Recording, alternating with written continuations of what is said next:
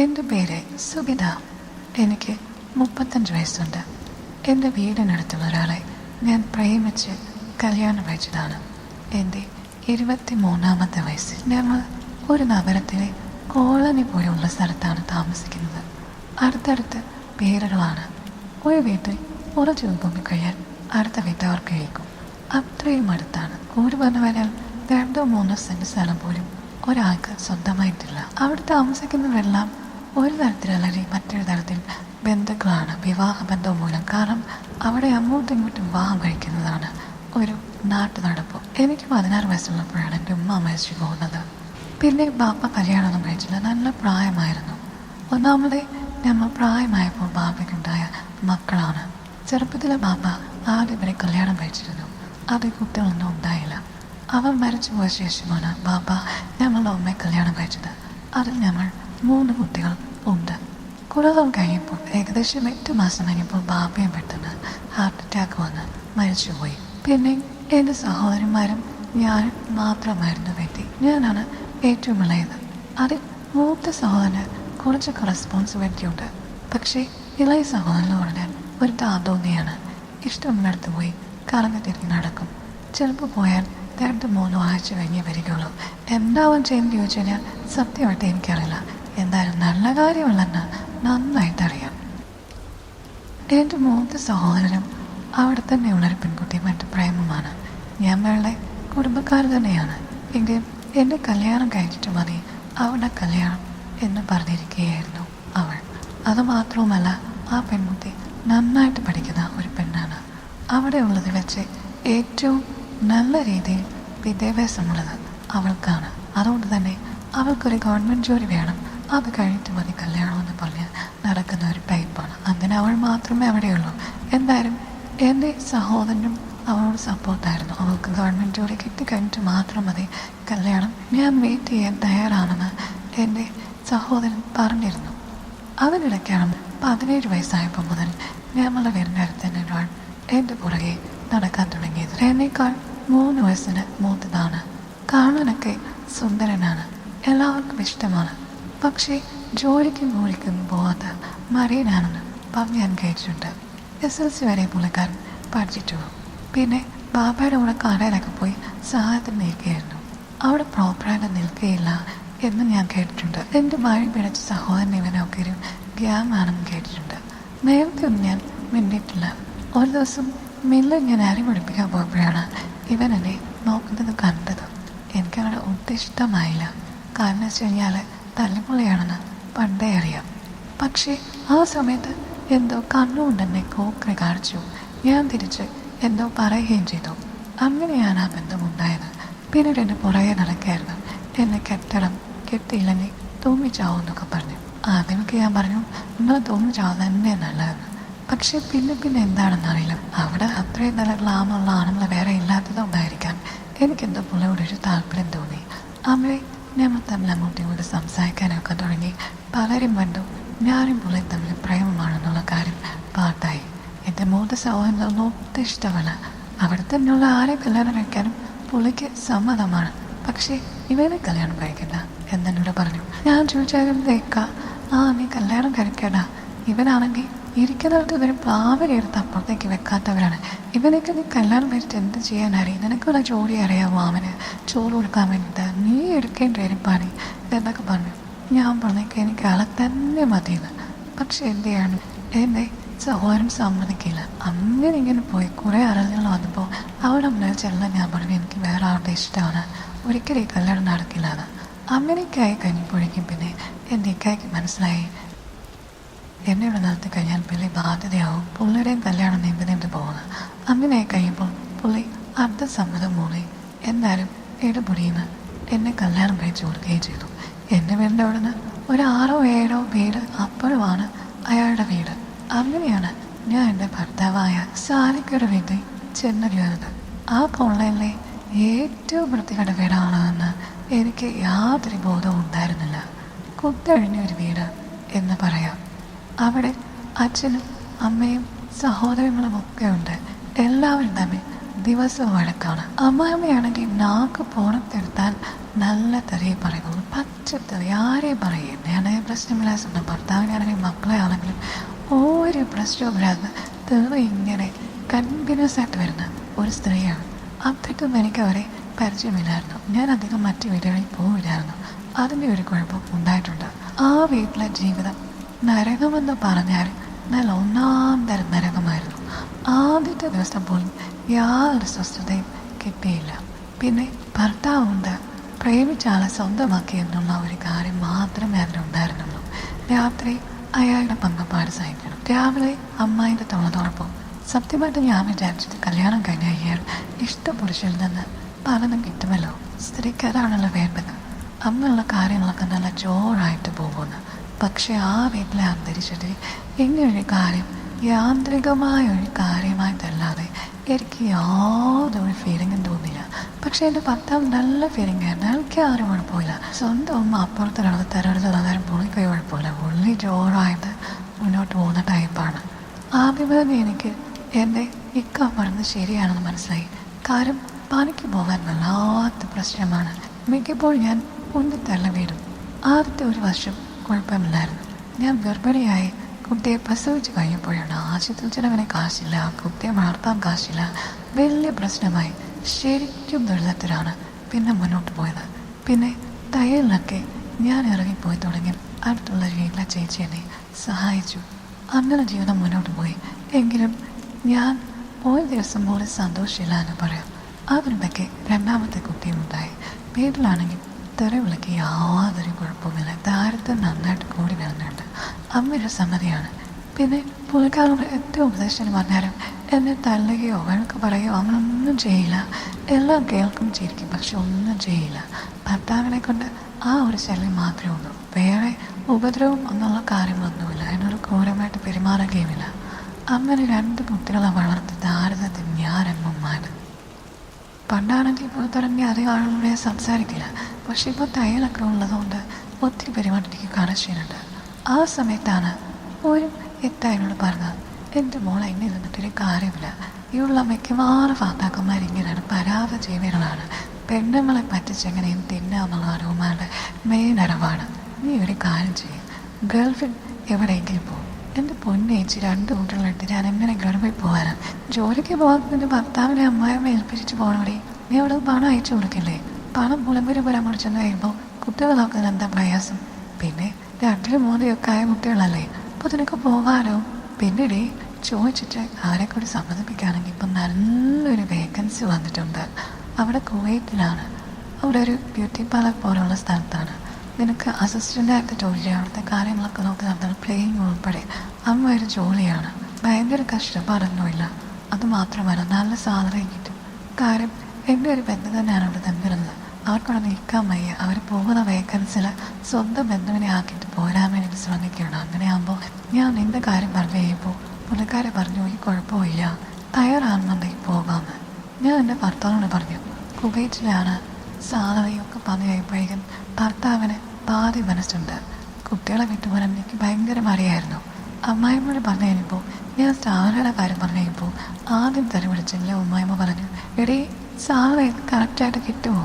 അവൾ പോയി കഴിഞ്ഞാൽ എല്ലാ മാസവും പിള്ളേരെ നോക്കുന്നതിന് എനിക്ക് 20,000 രൂപ എൻ്റെ അക്കൗണ്ടിൽ വരികയാണെങ്കിൽ നിൻ്റെ പിള്ളേരല്ല 1003 പിള്ളേരെ കൂടെ ഞാൻ നോക്കാം എന്ന് പറഞ്ഞു. തീർച്ചയായിട്ടും ഞാൻ അമ്മയ്ക്ക് എല്ലാ മാസവും 20,000 രൂപ അയച്ചു തരും. പക്ഷെ പിള്ളേരെ ബുദ്ധിമുട്ടിരിക്കരുത്. നീ എന്നെ പഠിപ്പിട്ടില്ല, ഞാൻ പിള്ളേരെയൊക്കെ വാർത്തയിലുള്ളാടി, നീ പോകുന്നെങ്കിൽ പോ, പക്ഷേ 20,000 രൂപ അതെനിക്ക് കറക്റ്റ് വന്നിരിക്കണം എന്ന് പറഞ്ഞു. എൻ്റെ ഭർത്താവിനോട് ഞാൻ പറഞ്ഞു. ഭർത്താവ് പറഞ്ഞു പോകണ്ട, എവിടെ വേണം നിൽക്കും, നമുക്ക് തട്ടിമുട്ടി കഴിയാൻ. ഞാൻ പറഞ്ഞു എനിക്ക് മരുന്നു, ഇനിയെങ്കിലും കൈ പൈസ എടുക്കാൻ വേണം, ഈ കടങ്ങളൊക്കെ തീർക്കണ്ടേ. നിങ്ങൾ നന്നാവുന്ന വെച്ച് കഴിഞ്ഞാൽ ഒരിക്കലും നന്നാവുകയില്ല. എങ്കിൽ ഞാനെങ്കിലും പോയിക്കോട്ടെ, 5 വർഷം നിന്നിട്ട് തിരിച്ചു വരാം. അങ്ങനെ ഭർത്താവിൻ്റെ പാതി മനസ്സോടുകൂടിയാണ് ഞാൻ പോയത്. അമ്മായിമ്മയ്ക്ക് സന്തോഷം. കുഞ്ഞുങ്ങളെ വിട്ടുപിരിയാൻ എനിക്ക് നല്ല മടിയുണ്ടായിരുന്നു. പക്ഷെ എന്ത് ചെയ്യാനാണ്, അവരോട് ഞാൻ എല്ലാം പറഞ്ഞിരുന്നു. നമുക്ക് നല്ല രീതിയിൽ ജീവിക്കാതൊക്കെ പറഞ്ഞ് അവരുടെ പ്രാർത്ഥന അനുസരിച്ച് ഞാൻ മനസ്സിലാക്കിയിരുന്നു. അതുകൊണ്ട് അവർക്കും സന്തോഷമായിരുന്നു. ഞാൻ അവിടെ ചെന്നു. നല്ല സ്ഥാപനമായിരുന്നു, ഒരു പ്രശ്നവുമില്ല. ഞാൻ താമസിക്കുന്നത് ആന്ധ്രാപ്രദേശുകാരിയായ ഒരു പെണ്ണിൻ്റെ കൂടെയാണ്. അവൾ അവിടുത്തെ ബ്യൂട്ടീഷ്യൻ അസിസ്റ്റൻ്റാണ്. അവളുടെ കൂടെ താമസിച്ചപ്പോഴാണ് ഞാൻ ശ്രദ്ധിച്ചത് വലിയൊരു കെട്ടിടം. ആ കെട്ടിടത്തിൽ പല പല മോഡലാണ്. അതിൽ ആണുമുണ്ട് പെണ്ണുമുണ്ട്. ആണും പെണ്ണും ചേർന്ന് ജീവിക്കുന്നുണ്ട്. ആ കൂടി എല്ലാവരും കൂടി ഒന്നിച്ചാണ് ജീവിക്കുന്നത്. ഞാനപ്പോൾ ചോദിച്ചു, ഗൾഫിലൊക്കെ എങ്ങനെ നടക്കും? പെണ്ണുങ്ങളുടെ ഏരിയകളൊക്കെ പെണ്ണുങ്ങൾ മാത്രം, ആണുങ്ങളുടെ ഏരിയകളൊക്കെ ആണുങ്ങൾ മാത്രമല്ലേ എന്ന് ചോദിച്ചപ്പോൾ അവിടെ പറഞ്ഞു, അതൊന്നും കാര്യമാക്കേണ്ട കാര്യമില്ല, ചെക്കിങ്ങൊക്കെ പലപ്പോഴും മാത്രമേ വരികയുള്ളൂ. അപ്പം ഞാൻ ചോദിച്ചു, ചെക്കിങ്ങോ അതെന്തിനാ? ഇങ്ങനെ താമസിക്കാൻ ഇവിടെ പാടില്ല, എല്ലാവരും കൂടി ഉണ്ടാകുന്നുണ്ട്. ഇങ്ങനെ താമസിക്കുന്നത് ശരിയല്ല. പിന്നെ ഓരോ ആൾക്കാരും വാടകയ്ക്ക് എടുത്തപ്പോൾ ഇങ്ങനെ താമസിക്കുകയാണ്. അപൂർവം ഇതൊക്കെ എന്നുള്ള സംഭവം ഉണ്ടായിട്ടുള്ളൂ. പേടിക്കേണ്ട കാര്യമൊന്നുമില്ല, നമ്മളിപ്പോൾ 2 പെണ്ണുങ്ങളല്ലേ, അതുകൊണ്ട് കുഴപ്പമില്ല എന്ന് പറഞ്ഞു. പക്ഷെ ഞാൻ വിചാരിച്ചത് ഗൾഫിൽ ഭയങ്കര സ്ട്രിക്റ്റ് ആയിരിക്കും, സ്ട്രിക്റ്റ് ലേഡീസ് ഹോസ്റ്റ് പോലത്തെ സംഗതിയായിരിക്കും. പക്ഷെ അങ്ങനൊന്നും ഇല്ലായിരുന്നു. ഒരാഴ്ച കഴിഞ്ഞില്ല. അപ്പോൾ ഒരു ദിവസം വൈകുന്നേരം ഞങ്ങൾ ഡ്യൂട്ടി കഴിഞ്ഞ് വന്നു കഴിഞ്ഞപ്പോൾ അവൾ പറഞ്ഞു, എടി ഞാൻ പോയിട്ട് ഒരു 2-3 മണിക്കൂർ കഴിഞ്ഞിട്ടേ വരികയുള്ളൂ, നീ ഇവിടെ തന്നെ ഇരുന്നുകൊണ്ട് പുറത്തൊന്നും ഇറങ്ങി പോകരുത് കേട്ടോ, പരിചയമില്ലാത്ത സ്ഥലമാണ്. ഞാൻ പറഞ്ഞു, എനിക്ക് വീട്, ഞാനൊന്നും പുറത്ത് പോയില്ല. അല്ല, നീ എവിടെ പോവാ? അതേ, ഒരു ഡ്രൈവറുണ്ട്, പുള്ളിയോട് ഞാൻ മാളിൽ വരെ പോവുകയാണ് സാധനങ്ങളൊക്കെ മേടിക്കാൻ വേണ്ടിയിട്ട് എന്ന് പറഞ്ഞു. അപ്പോൾ എന്നോട് ഇതിലേക്ക് എന്തിനും മേടിക്കണം? ഞാൻ പറഞ്ഞു, ഇപ്പോൾ ഒന്നും വേണ്ട. ഒന്നും വേണ്ടെങ്കിൽ ഞാൻ നിനക്ക് ഇതിന് വാങ്ങിച്ചിട്ട് വരാം എന്ന് പറഞ്ഞു. എന്തായാലും 1/2 മണിക്കൂർ മുഖത്ത് ചന്തം ചാത്തിട്ടാണ് അവൾ ഇറങ്ങിയത്. ഞാൻ ചോദിച്ചത്, എന്തിനാണ് ഇത്രയും കുട്ടിയൊക്കെ വലിച്ചു വാരി ഒരുങ്ങി ഇറങ്ങുന്നത് മാറി പോകാൻ വേണ്ടിയിട്ട്? ഇത് ആര് കാണാനാ എന്ന് ചോദിച്ചപ്പോൾ അവൾ പറയാം, ചുമ്മാ കിട്ടി നമ്മളൊരു മനസ്സന്തോഷം പുറത്ത് പോകുന്നത് എന്ന് പറഞ്ഞിട്ടാണ് പോയത്. ഇവളെന്തിനാണ് ബ്യൂട്ടി പാർലർ ജോലിക്ക് പോകുമ്പോൾ ഒരുങ്ങുന്നതിനേക്കാൾ കൂടുതൽ ഇങ്ങനെ ഒരുങ്ങുന്നത് എന്ന് ഞാൻ വിചാരിച്ചു. പിന്നെ ഞാൻ അധികമൊന്നും കാര്യമാക്കിയിട്ട് പോയിട്ട് വരട്ടെ, അവൾക്കിവിടെ അറിയാവുന്നില്ല, എത്രയോ കാലത്തൂടെ താമസിക്കുന്നതാണ്. അവൾ പോയിട്ട് ഒരു 3-4 മണിക്കൂർ കഴിഞ്ഞിട്ടാണ് വന്നത്. അത്രയും നേരം ഞാൻ റൂമിൽ തന്നെ കഥ കടച്ചിരുന്നു. എന്തോ ഒരു പേടി എനിക്കുണ്ടായിരുന്നു, ചെന്നതല്ലേ ഉള്ളൂ.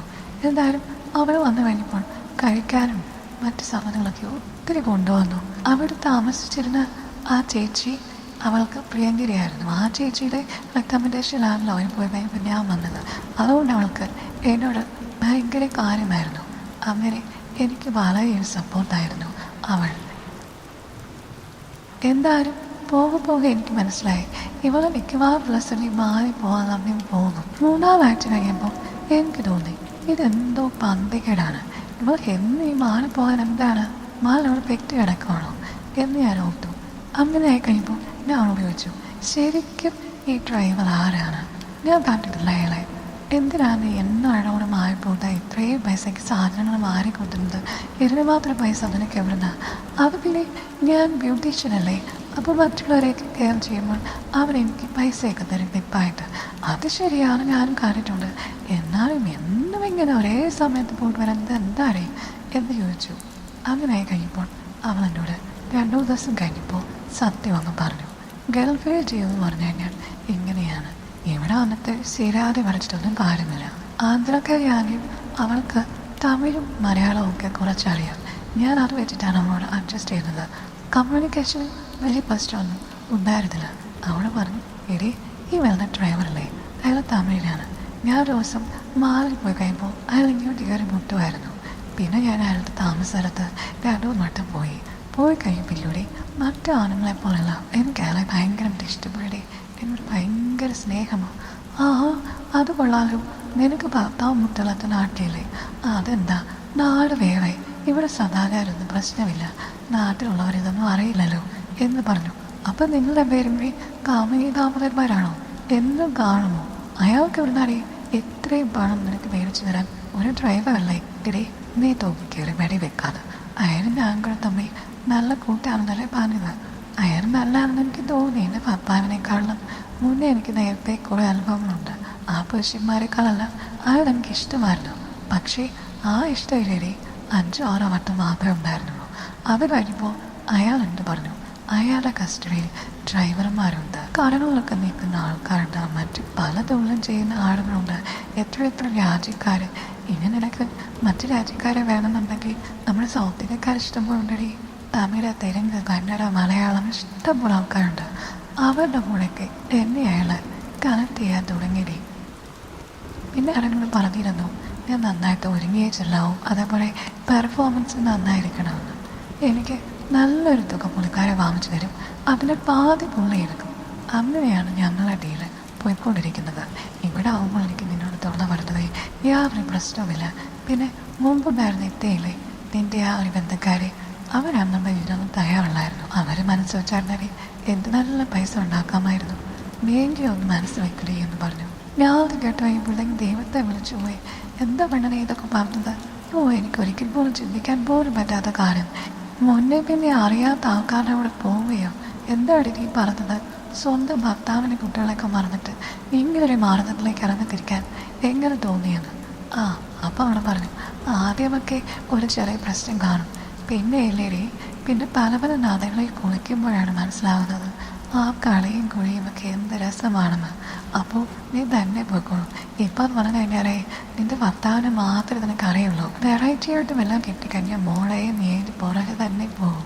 അത് മാത്രമല്ല, നീ പറഞ്ഞ കഥയും നിൻ്റെ പേരിൽ അമ്മായിയമ്മയും ഭർത്താവ് വന്ന ഒരു ഗുണമില്ലാത്തവരാണല്ലോ. നിനക്കൊരു സ്വസ്ഥത ഇല്ലായിരുന്നല്ലേ മമ്മേ? ഇവിടെ എന്താടേ സ്വസ്ഥത കുഴപ്പം?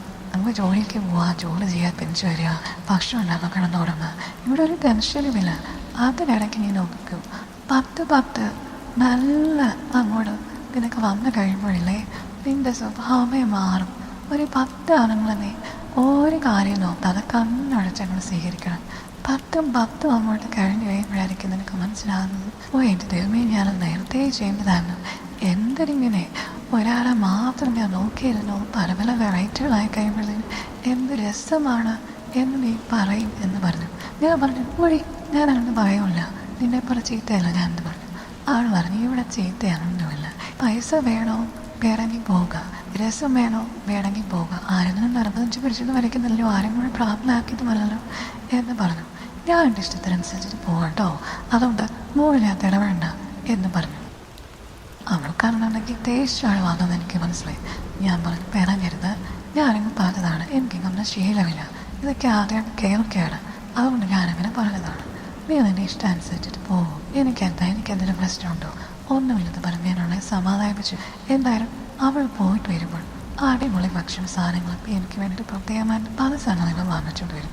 അവളെ മേടിക്കാൻ വെളുത്ത് തൊടുത്ത് ചുവന്നൊരു സുന്ദരിയാണ്. ആയിരടുത്ത് മേക്കപ്പ് ഇട്ട് അയ്യോ ഹോറി തന്നെയാണ്. പക്ഷെ ഇടയ്ക്കിടയ്ക്ക് ഇരുന്ന് തച്ചിൽ ചൊറിയുന്നത് കാണാൻ ഞാൻ ചോദിക്കും, എന്ത് വഴി നീ ഇത്ര ചൊറിയാറ്? എന്തോ ചെയ്യാറാണ്, ഇങ്ങനെയൊക്കെ പോകുമ്പോൾ ചില ചോദിച്ചിലും ബാച്ചിലൊക്കെ വരത്തില്ല എൻ്റെ പൊന്നു മോളെ എന്ന് പറയും. ഇതാ ഞാൻ പറഞ്ഞത്, ആവശ്യമില്ലാത്ത കാര്യത്തിൽ പോകാൻ ആവശ്യമില്ലാത്ത ഓരോ പ്രശ്നങ്ങളുണ്ടാവുന്നു. അപ്പോൾ പറഞ്ഞു, സാരമില്ല, ചൊറിയുന്നത് ചൊറിഞ്ഞു തന്നെയാണ്, തീർത്തോളും, എല്ലാം ശരിയാകും എന്ന് പറയുകയാണ്. എനിക്കെന്താണെന്ന് വിചാരിച്ച് ഞാനിങ്ങനെ ഇരുന്നു. പിന്നെ അത് മാത്രമല്ല, അവൾ വരുന്നത് ഞാൻ നന്നായിട്ട് തട്ടി വിടുന്നതുകൊണ്ട് അവിടെ കുറ്റം പറയാൻ പറ്റുമോ? ഈ വരുത്തി കഴിഞ്ഞ് 1 മാസമായപ്പോഴേക്കും അമ്മായിയമ്മയെ വിളിച്ചപ്പോൾ അമ്മായിയമ്മ, എവിടെ 20,000 രൂപ 1 മാസം കഴിഞ്ഞല്ലോ, ഇന്ന് 2-3 ദിവസം കൂടെ ആയല്ലോ, അതൊന്നവിടെ 1 മാസം കഴിയുമ്പോഴേക്ക് 20,000 രൂപ തരാമെന്ന് പറഞ്ഞത്. അങ്ങനെ ആയിക്കഴിയുമ്പോൾ സാറിനെ കാണി ഞാൻ സംസാരിച്ചപ്പോൾ പറഞ്ഞു, 1-2 മാസം എടുക്കും സാറിന് ശരിയായി വരാൻ, ആദ്യത്തെ 3 മാസം ഇത്തിരി പ്രശ്നമാവും, പിന്നെ റെഗുലറായിട്ട് കിട്ടും എന്ന് പറഞ്ഞു. അത് മുമ്പേ പാലിച്ചുണ്ടായിരുന്നില്ല. ഞാനങ്ങ് ഞെട്ടിപ്പോയി. 2 മാസം കഴിയാതെ സാറിനെ കിട്ടില്ല എന്നുള്ള സ്ഥിതിയിലായി. ഞാൻ സത്യം പറഞ്ഞു കഴിഞ്ഞാൽ ദുഃഖിതയായിരുന്നു. ഞാൻ അവളോട് വന്നപ്പാട് പറഞ്ഞു, സാരമില്ല, 20,000 രൂപയില്ലേ, അത് ഞാൻ തരാം, ഞാൻ അയച്ചു കൊടുത്ത് 2-ാമത്തെ മാസം എന്തായാലും സാധനമായിട്ട് കുഴപ്പമില്ല കേട്ടോ എന്ന് പറഞ്ഞു. അങ്ങനെ അവളാണ് വീട്ടിലേക്ക് പൈസ അയച്ചത്. അത് കഴിഞ്ഞ് വീട്ടിലേക്ക് വിളിച്ചു കഴിഞ്ഞപ്പോൾ അമ്മാമ്മയ്ക്ക് ഭയങ്കര സന്തോഷമായിരുന്നു. എൻ്റെ പൊന്നാര മുട്ടുമണി മോളെ എന്നൊക്കെ വിളിച്ചു. കള്ളത്തള്ള എന്ത് ചെയ്യാനാണ്, പൈസ എന്ന് പറഞ്ഞു കഴിഞ്ഞാൽ അതിനാണല്ലോ ഏറ്റവും കൂടുതൽ പ്രിഫറൻസ് ആളുകൾ കൊടുക്കുന്നത്.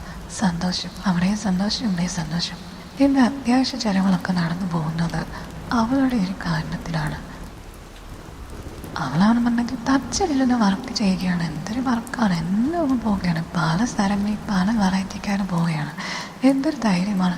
ഇതൊക്കെ ഇവിടെ പ്രശ്നം എവിടെയെന്ന് ചോദിച്ചു കഴിഞ്ഞാൽ അവൾ പറയും, പിടിക്കപ്പെട്ട് കഴിഞ്ഞാൽ പ്രശ്നമാണ്, പിടിക്കപ്പെടില്ല എന്ന് വിചാരിച്ച് നമ്മളങ്ങ് പോകാൻ എന്താ. പക്ഷെ 2-ാമത്തെ മാസമായിട്ട് സാധനത്തില്ല, 3-ാമത്തെ മാസം കഴിയുമ്പോൾ കറക്റ്റായിട്ട് എല്ലാം കൂടെ തരാമെന്നാണ് പറഞ്ഞത്. അതൊരു കഷ്ടമായല്ലോ.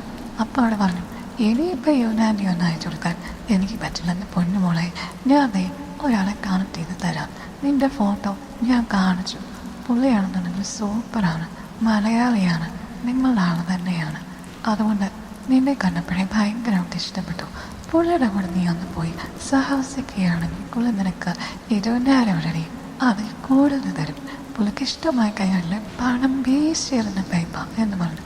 എന്ത് ജോലിയെ പുള്ളി ചെയ്യുന്നത് അതൊന്നും നീ അറിയേണ്ട കാര്യമില്ല. അവിടെ ചെന്ന് പുള്ളിക്ക് നിന്നെ ഇഷ്ടമായെങ്കിൽ പുള്ളി എല്ലാ കാര്യങ്ങളും അതിനോട് പറയും, നിനക്ക് ഗുണമുണ്ടാകുന്നതാണ്. ഞാൻ പറഞ്ഞില്ല നീ അതൊന്നും വേണ്ട എന്ന് പറഞ്ഞു. പക്ഷേ പിന്നെയും എനിക്ക് ടെൻഷനായിരുന്നു. ഈ പൈസ കൊടുക്കണ്ടേ? അങ്ങനെ കഴിഞ്ഞപ്പോൾ എനിക്ക് തോന്നി എന്തായാലും ഇവിടെ കാണിക്കുന്നോട് തന്നെയുള്ളൂ ഞാൻ കാണിച്ചാലും നാട്ടിലെങ്ങും ആരും അറിയാൻ പോകുന്നില്ല. പിന്നെ അയാളുടെ ഫോട്ടോ കണ്ടു കഴിയുമ്പോൾ ഒരു പാവത്താനെ പോലെയാണ് തോന്നിയത്. 1-2 വട്ടം ഞാൻ സംസാരിച്ചിട്ടുമുണ്ട്. എങ്കിൽ ജസ്റ്റ് പോയി കാണാമെന്ന് വിചാരിച്ചു. അങ്ങനെ ഞാൻ അയാളെ പോയി കണ്ടു. ഫോട്ടോയിൽ കണ്ടത് ഒരു ചെറുപ്പക്കാരനെ പോലുള്ള ഒരാളെയായിരുന്നു. പക്ഷേ അവിടെ ചെന്നപ്പോഴാണ് എനിക്ക് മനസ്സിലായത് ഒരു 52 വയസ്സുള്ള ആളാണ്. ഫോട്ടോയിൽ കണ്ടത് അയാളുടെ പണം തന്നെയാണ്. പക്ഷേ അതെപ്പോഴും വല്ല 35 വയസ്സിനടുത്തായിരിക്കും. കണ്ടു കഴിഞ്ഞ് കഴിഞ്ഞാൽ നല്ലൊരു മനുഷ്യനാണ്, തെറ്റില്ല, നല്ല സൗന്ദര്യമൊക്കെ ഉണ്ട്. പക്ഷെ പ്രായമുള്ള ആളാണ് എന്നതുകൊണ്ട് എനിക്കെന്തോ ഒരു താല്പര്യം തോന്നിയില്ല. പക്ഷേ ആന്ധ്രാക്കാരുടെ മുന്നിൽ വെച്ച് തന്നെ പുള്ളിക്കാരൻ എന്നെ പോയിട്ട് സംസാരിക്കുകയാണ്. ഷോ നീ എന്തൊരു സുന്ദരിയാ, 2 കുട്ടികളുടെ അമ്മയാണെന്നൊന്നും പറയില്ല എന്നൊക്കെ പറഞ്ഞു. അവൾക്കാണെങ്കിൽ അതിനുള്ള അസൂയുണ്ട്. അവൾ പറഞ്ഞു പിന്നെ 2 പറ്റി ഇവളല്ല ഈ ഹോളി എന്നുള്ള രീതിയിലായിരുന്നു അവളുടെ വർത്തമാനം. എന്തായാലും അസൂയൊക്കെയാണെങ്കിലും ആന്ധ്രാക്കാരിക്ക് എന്നോട് ഭയങ്കര ഇഷ്ടമായിരുന്നു. അവളെന്നെ സപ്പോർട്ട് ചെയ്യാണ് ചെയ്തത്. ഇഷ്ടമല്ലെങ്കിലും അയാളുടെ മുന്നിൽ ഇരുത്തിയിട്ട് അവൾ പുറത്തേക്ക് പോയി. പിന്നെ അയാൾ ഞാനും മാത്രമായി. അയാളാണെങ്കിൽ പെട്ടെന്ന് എൻ്റെ അടുത്ത് വന്നിട്ട് ഇനി സമയമൊന്നും കളയാനില്ലയോ എന്ന് പറഞ്ഞു. എനിക്കറിയില്ല എന്ത് ചെയ്യണമെന്ന്. പെട്ടെന്ന് ഇതെങ്ങനെ തുടങ്ങും എന്നൊക്കെ ഓർത്ത് ഞാൻ ആകെ കൂടി വല്ലാത്തൊരു അമ്പലാപ്പിലായി. അയാൾക്കത് മനസ്സിലായെന്ന് തോന്നി. അപ്പോൾ അയാൾ പറഞ്ഞു, നീ ഒന്നും അനങ്ങേണ്ട കാര്യമില്ല, നീ ഒന്നും ചിന്തിക്കേണ്ട കാര്യമില്ല, ഇതെല്ലാം എനിക്ക് വിട്ടു തന്നോളൂ എന്ന് പറഞ്ഞു. പിന്നെയാണെങ്കിൽ എല്ലാത്തിനും അയാളാണ് മുൻകൈ എടുത്തത്.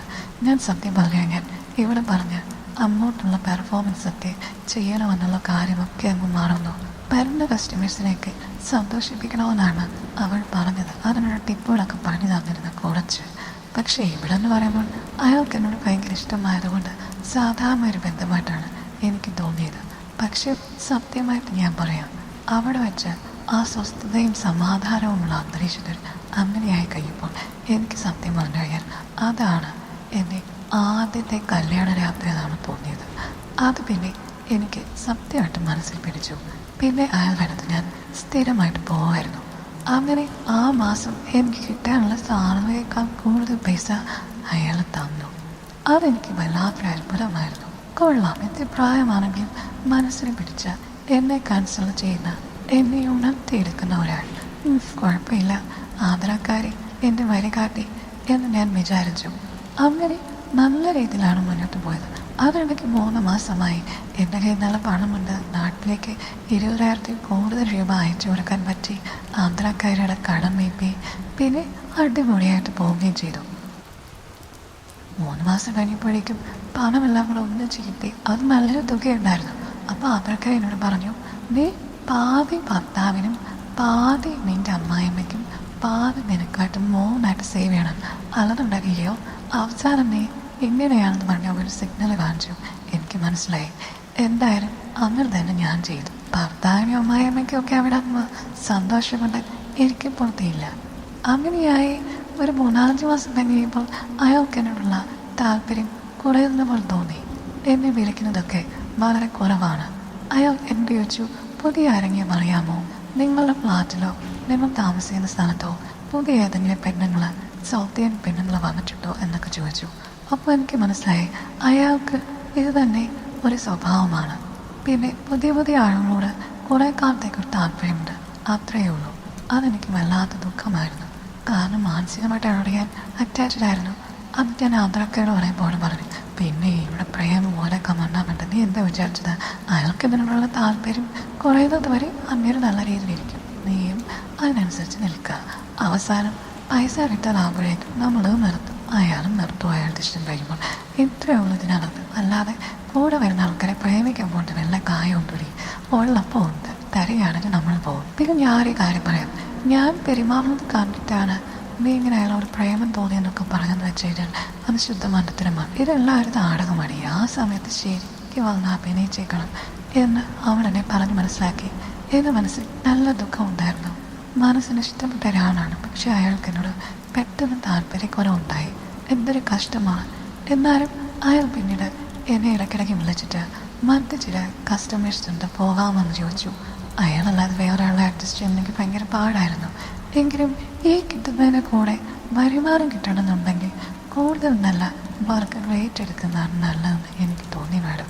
അങ്ങനെ അയാൾ കണക്ട് ചെയ്ത 2-3 പേരുടെ കൂടെ ഞാൻ സ്ഥിരം പോകാൻ തുടങ്ങി. അവിടെ സക്സസിൻ്റെ ഒരു ആരംഭമായിരുന്നു. ഒരു സൂപ്പർ ഹിറ്റ് മൂവി പോലെയായിരുന്നു എൻ്റെ ജീവിതം. ഒന്നിനൊന്ന് അങ്ങോട്ടും ഇങ്ങോട്ടും കണക്ഷൻസ് മാത്രം. ഒരാൾ നമ്പറെ കൊടുക്കും, അത് കേട്ടിട്ട് എനിക്കിഷ്ടമുള്ള ഒരാണെങ്കിൽ ഞാൻ സ്വീകരിക്കും. അങ്ങനെ ഓടി നടന്നുവെന്ന് പറഞ്ഞതിൽ യാതൊരു തെറ്റുമില്ല. ഞാൻ 2 വർഷത്തോളം പിന്നെ വീട്ടിൽ വന്നതേയില്ല. 2 വർഷം കഴിഞ്ഞാണ് വന്നത്.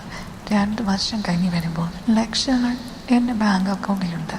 അമ്മായിമ്മയുടെ കയ്യിൽ മതിയായ പണമുണ്ട്. ഭർത്താവിന് ഒരു കടയിട്ട് കൊടുത്തു. അത് നടത്തിക്കൊണ്ടിരിക്കുകയാണ്. എങ്ങോ സന്തോഷവും സമാധാനവും. പിന്നീട് ചെന്ന് കഴിയുമ്പോൾ എൻ്റെ ഭർത്താവിനോട് എനിക്ക് യാതൊരു താല്പര്യം തോന്നിയില്ല. അങ്ങനെയുമായിട്ടുള്ള ബന്ധം മുഴുവനും എനിക്ക് വല്ലാത്ത ബോറായിട്ടാണ് തോന്നിയത്. അമ്മയുടെ ശരിക്കും ഒരാണല്ല. ഇങ്ങനൊന്നും അല്ല ഒരാണിന് പെണ്ണിനോട് പെരുമാറണമെന്ന് എനിക്ക് മനസ്സിലായി കഴിഞ്ഞിരുന്നു. ആന്ധ്രക്കാരെ പറഞ്ഞതുപോലെ വെറൈറ്റി മനസ്സിലായെങ്കിൽ മാത്രമേ സ്ത്രീകൾക്ക് സ്ത്രീയെ തന്നെ കണ്ടെത്താൻ പറ്റൂ എന്നാണ് എനിക്ക് തോന്നുന്നത്. പിന്നെ ഞാൻ തിരിച്ചറിഞ്ഞപ്പോൾ ജോലി സ്ഥലത്തും മറ്റും ജോലിയുടെ കാര്യത്തിൽ ചെറിയ ചെറിയ ഇഷ്യൂസൊക്കെ ഉണ്ടായിരുന്നെങ്കിലും അത് ഞാൻ പലരെയും വെച്ച് മാനേജ് ചെയ്തു. ഇപ്പോൾ കൊറോണ കാലഘട്ടത്തിൽ ഡള്ളായിരുന്നു. പക്ഷേ അതിനൊന്നും സാമ്പത്തികമായി യാതൊരു ബുദ്ധിമുട്ടും ഉണ്ടാകാൻ നിർത്തിയത് ഇങ്ങനെയൊരു കാര്യം തന്നെയാണ്. പിന്നെ ഏത് രാജ്യമാണെന്നോ ഏത് നാടാണെന്നോ ഏതാളാണെന്നോ ഒന്നും നോക്കാറില്ല. മനസ്സിന് ഇഷ്ടമാകുകയാണ്. നല്ല സംസാര രീതിയാണ് അവരുടേത്. അതേപോലെ നമ്മൾ ചോദിക്കുന്ന കയറി തരുമെങ്കിൽ തീർച്ചയായിട്ടും ഞാൻ അതിന് തയ്യാറാകുന്നൊരവസ്ഥയിലേക്ക് എത്തി. നാട്ടിൽ കുറച്ച് സ്ഥലം വാങ്ങിയിട്ടുണ്ട്.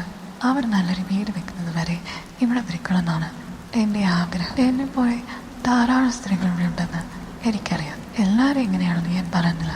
പക്ഷെ എൻ്റെ ജീവിതത്തിൽ എനിക്ക് തോന്നിയിട്ടുള്ളത് ആണായാലും പെണ്ണായാലും ഈ ഒരാളുടെ കൂടെയുള്ള ജീവിതം എന്ന് പറയുന്നത് മഹാബോറാണ്. അവരുടെ ഒരു കൺസെപ്റ്റ് തെറ്റാണെന്നാണ് എനിക്ക് തോന്നുന്നത്. കുടുംബം വേണ്ട എന്ന് ഞാൻ പറയുന്നില്ല, അത് വേണം. അതിൽ നിന്നുകൊണ്ട് തന്നെ ആരും അറിയാതെ വെറൈറ്റി ആയിട്ടുള്ളൊരു ജീവിതം നയിക്കുന്നതാണ് ഏറ്റവും നല്ലത്. ആണുങ്ങളൊക്കെ നന്നായിട്ട് ചെയ്യാറില്ല, അതിലൊന്നും ആർക്കും ഒരു കുറ്റവുമില്ല. സ്ത്രീകളൊന്നും മോഹിക്കാൻ പാടില്ല, സ്ത്രീകളൊന്നും ചെയ്യാൻ പാടില്ല, സ്ത്രീകൾക്ക് വെറൈറ്റി അനുഭവിക്കാൻ പാടില്ല. അങ്ങനെയൊക്കെ സ്ത്രീകൾ മണി പിടിച്ചവരാണ്. പുരുഷന്മാർക്ക് ആ പ്രശ്നമേല. പുരുഷന്മാരെ എവിടെ പോകുന്നാലും അവർ നല്ലത്. സ്ത്രീകളുടെ കാര്യം പറയുമ്പോൾ പിന്നെ പോയി എന്താണ് മാഡം ആണിനും പിന്നെ ഇങ്ങനെ 2 സദാചാരം. അതുകൊണ്ട് ഞാനങ്ങ് വിചാരിച്ചു ഇങ്ങനെ പോകുന്നതാണ് നല്ലതെന്ന്. പക്ഷേ ഏവേത്തിലെ ഒത്തിനു പിന്നെ പ്രേമം. അയാൾ പറഞ്ഞത് ഭർത്താവിനെ മക്കളെല്ലാം ഉപേക്ഷിച്ച് അയാളുടെ കൂടെ ചെല്ലണമെന്നാണ്. അയാളൊരു തമിഴ്നാട്ടുകാരാണ്. എന്നെ ഭയങ്കര ഇഷ്ടമാണ്. നാട്ടിലയാൾക്ക് ഭാര്യയും മക്കളും ഉണ്ട്. എന്ന് പറയാം, നീ എങ്ങും പോകണ്ട, ഞാൻ ഇവിടെ സാധനം പാകത്ത് നിനക്ക് തരാം, നീ എങ്ങും പോകരുത്, വേറെ ആരുടെയും പോകരുത് എന്നൊക്കെ പറഞ്ഞ് നിയന്ത്രിക്കണം. ഈ ഇടയ്ക്ക് അയാൾ ശല്യം നമ്മൾ ബുദ്ധിമുട്ടിയിരിക്കുകയാണ്. ഞാൻ പറഞ്ഞു എനിക്ക് പ്രേമവും മണ്ണാമത്തെയും ഒന്നും താല്പര്യമില്ല. അയാൾ പറഞ്ഞത് അമ്മയുടെ ഭാര്യയും മക്കളൊക്കെ വേണ്ടിയിട്ട് ഞാൻ ചെന്ന് കഴിഞ്ഞാൽ തമിഴ്നാട്ടിൽ പോയി താമസിക്കാമെന്നാണ്.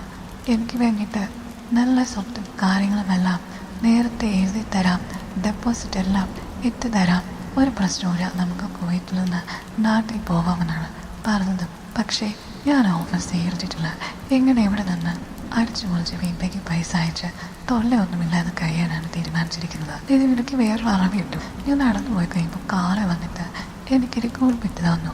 അതിലായിരുന്നു നമ്പരായിരുന്നു. അങ്ങനെ വിളിച്ചു കഴിഞ്ഞാൽ ആളുകൾ ഭയങ്കരമായിട്ട് നമ്മളോട് പ്രതികരിക്കാൻ നമുക്ക് ഭയങ്കര വേദനയായിരിക്കും, അവർ ഉപദ്രവിക്കുന്നൊക്കെയാണ് എൻ്റെ കൂട്ടുകാർ പറഞ്ഞത്. എങ്കിലും ആ തന്ന അറബി ഒന്ന് വിളിക്കാൻ എനിക്ക് തോന്നി. അതിലക്കായി കാര്യമായിട്ട് പറഞ്ഞ പോലായിരുന്നില്ല. നല്ല സ്നേഹമുള്ള ആളാണ്. ഇടയ്ക്കിടയ്ക്ക് വിളിക്കും, ധാരാളം പൈസ തരും. എൻ്റെ ഒരു കൺസെപ്റ്റ് ഇനി പ്രണയം കാരണം വയ്യ. കുടുംബം നിലനിർത്തിക്കൊണ്ട് തന്നെ അത്യാവശ്യം ഇങ്ങനെയുള്ള കാര്യങ്ങളുമായി മുന്നോട്ട് പോകാനാണ് എൻ്റെ ഒരു തീരുമാനം. ഇപ്പോൾ വനിതകൾക്ക് വേണ്ടി ഒരു വനിതാ ദിനം വന്നാലും കുലസ്ത്രീ ആവണമെന്നുള്ള രീതിയിലാണ് പലരും സംസാരിക്കാറുള്ളത്. എന്തിനാണ് കുലസ്ത്രീ ആവുന്നത്? അതിൻ്റെ ഒന്നും ആവശ്യമില്ല. കുടുംബം നിലനിർത്തിക്കൊണ്ട് തന്നെ നല്ല രീതിയിൽ മാനേജ് ചെയ്ത് കഴിഞ്ഞാൽ ആണിനും പെണ്ണിനുമൊക്കെ നല്ല രീതിയിൽ അർമാദിക്കാം എന്നാണ് എനിക്ക് തോന്നുന്നത്. ഈ ഒറ്റ ആളുകളോടുള്ള ജീവിതം ഒരു രീതിയിൽ അഡ്ജസ്റ്റ് ചെയ്യാൻ പറ്റുന്ന ഒരു സംഗതിയിലൊന്നും ഞാൻ മനസ്സിലാക്കി കഴിഞ്ഞു. എല്ലാവർക്കും അങ്ങനെയാണോ എന്നും എനിക്കറിയില്ല. പക്ഷേ ഈ ലോകം ശീലാവധിയായിരുന്നിട്ട് വലിയ പ്രയോജനമൊന്നും വരുമെന്ന് എനിക്ക് മനസ്സിലായി.